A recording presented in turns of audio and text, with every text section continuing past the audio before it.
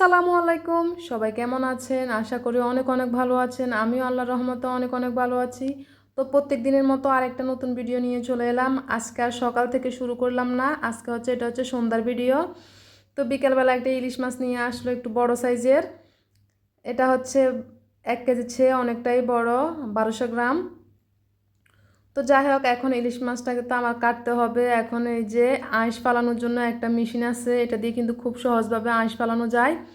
আসলে এটা আমার কাজে লাগে না, অনেক দিন ধরে পড়ে আছে, কারণ বড় মাছ আনলে তো কেটে আনে, এই জন্য আর কাটা হয় না আমার। তো ইলিশ মাছ তো আর কেটে আনেনি, এটা আস্ত নিয়ে আসলো। তো এখন আমি সুন্দর করে মেশিনটা দিয়ে আঁশটা সুন্দর করে পেলে নিলাম। এখন ভালোভাবে ধুয়ে নিব, ধুয়ে তারপরে সুন্দর করে পিস করে নিব। তো মধ্যবিত্ত ফ্যামিলিদের আসলে ইলিশ মাছটা খাওয়া বড় দায় পড়ে, কারণ অনেক দাম ইলিশ মাছের। যতই বলুক না কেন ইলিশ মাছের দাম কমছে, কিন্তু আমাদের মধ্যবিত্ত ফ্যামিলিদের খাওয়া অনেক কষ্ট হয়ে যায়। এটার অনেক দাম ইলিশ মাছের। গরুর মাংস, ইলিশ মাছ এগুলো খাওয়াটা খুব টাফ ব্যাপার। তো যাই হোক, টাফ ব্যাপার হলো, কি আর করব, নিয়ে আসলো। এখন সুন্দর করে আমি এই যে পিস করে নিলাম, সুন্দরভাবে সাইজ করে। এটাতে কিন্তু ডিম হয়েছে। ডিম কিন্তু অত বেশি বড় না, কারণ বড় ডিম হলে কিন্তু ইলিশ মাছের মজাটা আসে না অতটা। এটা মিডিয়াম সাইজ হলো ডিমগুলা। তা আমি ডিমগুলাকেও সুন্দর করে এই যে ফ্রিজের মাধ্যমে কেটে নিলাম, যাতে সুন্দরভাবে মাছের ভিতরে থাকে ডিমগুলা, রান্না করলে যাতে সুন্দর থাকে এজন্য। তা এখন সুন্দর করে কেটে আমি ধুয়ে পরিষ্কার করে নিলাম। তা আমি এগুলা, এখন তো সন্ধ্যা হয়ে গেছে, এজন্য ফ্রিজে রেখে দিব প্যাকেট করে। তো এটা হচ্ছে পরের দিন সকালের ভিডিও। তো আমি এখানে একটা বেগুন আর একটা পেঁপে কি করতে নিলাম সেটা দেখাবো। একটা বেগুন আর একটা পেঁপে রান্না করব, কিভাবে রান্না করব দেখতে থাকুন। একটা পেঁপে দিয়ে আর একটা বেগুন দিয়ে আর আজকের তরকারি হয়ে যাবে। তো এখানে ভাত বসিয়ে দিলাম। তারপরে এখানে হচ্ছে যে মশারির ডাল নিয়ে নিয়েছি, আর আজকে মশারির ডাল দিয়ে পেঁপেটা রান্না করব। এই জন্য আমি মশারি ডালকে সুন্দর করে ধুয়ে পরিষ্কার করে এখানে পানি দিয়ে এখন চুলার মধ্যে বসিয়ে দিয়েছি।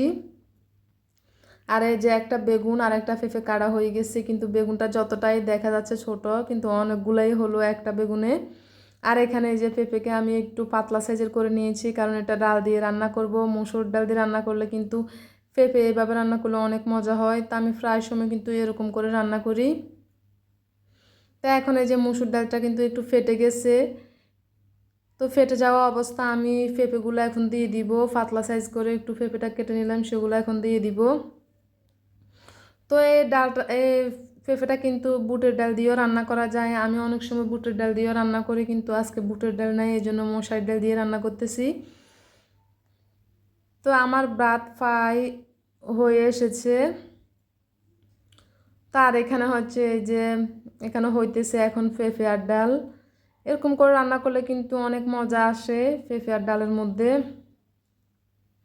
মাছ দিয়েও রান্না করা যায়, পেঁপে এভাবে রান্না করা যায়, যার যেমন ইচ্ছে। আর এখানে হচ্ছে এখন আমি যে একটা বেগুন নিয়ে নিলাম, সে বেগুন দিয়ে ইলিশ মাছ রান্না করব। তো বেগুন দিয়ে ইলিশ মাছ রান্না কিন্তু অনেক অনেক মজা হয়। এটা আমাদের গ্রামে কিন্তু আসলে বেশি খায়। ইলিশ মাছ হলে কিন্তু বেগুন নিয়ে আসে, কিংবা আলু দিয়েও রান্না করা যায়। তো আমরা বেশিরভাগ বেগুন দিয়ে রান্না করি, এতে কিন্তু মজা। কিন্তু এক এক জেলায় এক এক কিছু দিয়ে রান্না করে। আমি অনেক জেলায় শুনছি যে এই যে চাল কুমড়া দিয়ে রান্না করে ইলিশ মাছ। আসলে যার যেমন ইচ্ছা তেমনই খেলে হয়।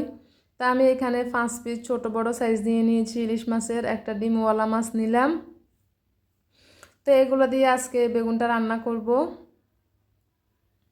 তো ধুয়ে পরিষ্কার করে নিলাম, আর এই যে বেগুন দিয়ে আজকে ইলিশ মাছ রান্না হবে, অনেক মজা হবে।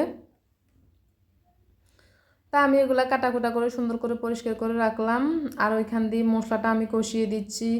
মশলাটা কিন্তু ভালোভাবে কষানো হচ্ছে। এই যে মশলাটা এখন এই যে প্রায় কষানো হয়ে গেছে। তা এখন পরিমাণ মতো এখানে পানি দিয়ে দিব, কারণ মাছটা আগে দিলে কিন্তু এখানে ভেঙে যাবে, এই জন্য আমি এখানে আগে পানি দিয়ে দিলাম। তারপর কিন্তু মাছকে আস্তে আস্তে দিয়ে দিব। তা এখন সবগুলা মাছ দিয়ে আমি এখানে কষানোর জন্য ঢাকনা দিয়ে দিব। তারপরে এখানে আমার এই যে ফ্রাই ডাল আর পেঁপে রান্না হয়ে গেছে। তো এখানে আমি একটু মাখা মাখা করে রান্না করব, কারণ এগুলা নামালে কিন্তু আর একটু গাঢ় হয়ে যাবে। এখন এই যে মাছটা কষানো হয়ে গেছে, যে বেগুনটা আস্তে আস্তে দিয়ে দিব, কারণ কি এই সময় যে মাছটা কষানোর পরে বেগুনটা দিতে হয়।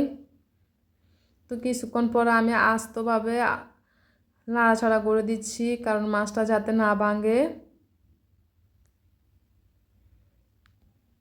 তো এখানে আমি যে ডাল আর পেঁপের মধ্যে বাগার দিয়ে দিলাম, এখন রেডি হয়ে গেছে। আর এখানে হচ্ছে ইলিশ মাছ দিয়ে বেগুন রান্না, অসাধারণভাবে মানে এই রান্নাটা খুবই জনপ্রিয়, আমাদের এলাকায় খুবই ভালো লাগে ইলিশ মাছ দিয়ে বেগুন দিয়ে রান্না করলে।